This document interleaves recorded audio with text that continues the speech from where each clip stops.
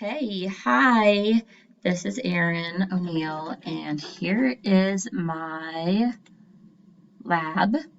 So, and the first question is set the incident medium to mystery A, let the exit medium to air.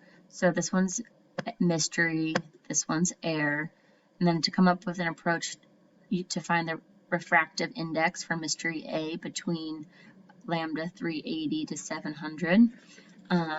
So using the app, so here we go. Here's the app.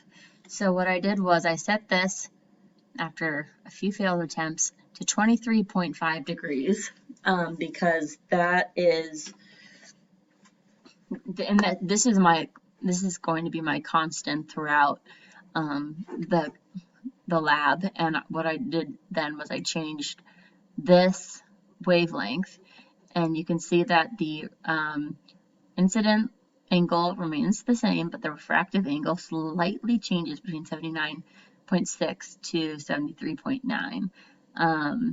And so what I was doing was tracking what refractive was when lambda changed. So what I did was plug those into my Excel sheet. You can see that I have 5 at the bottom here. I've got like 5 different sheets that I've worked on. Each of those is like another attempt. So finally I got it figured out. Thanks for all the help. Shout out to Professor Wellman. Okay, so here it is. So starting between, we didn't have 350, but at 400, the refractive angle was given. Through 700, which the refractive angle was given. So I found that in degree, but then I had to change it to degrees and radians, and so basically just multiplying this number by radians to get this. So I knew that was one angle I was going to be working with.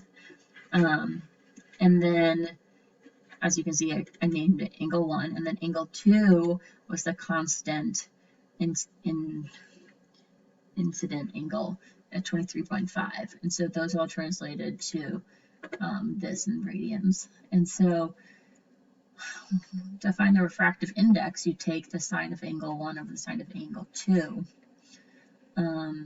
which I did.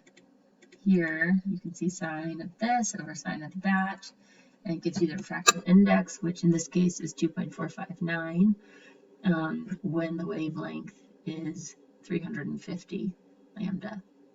So, I mean, in this one, I did the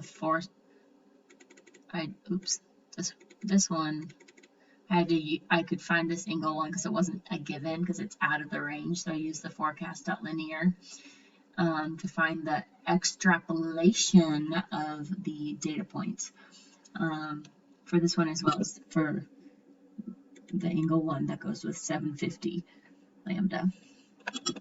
And so then I plotted them here.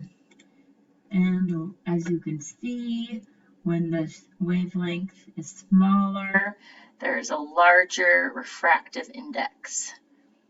And then it dips down as the wavelength grows. So that's it.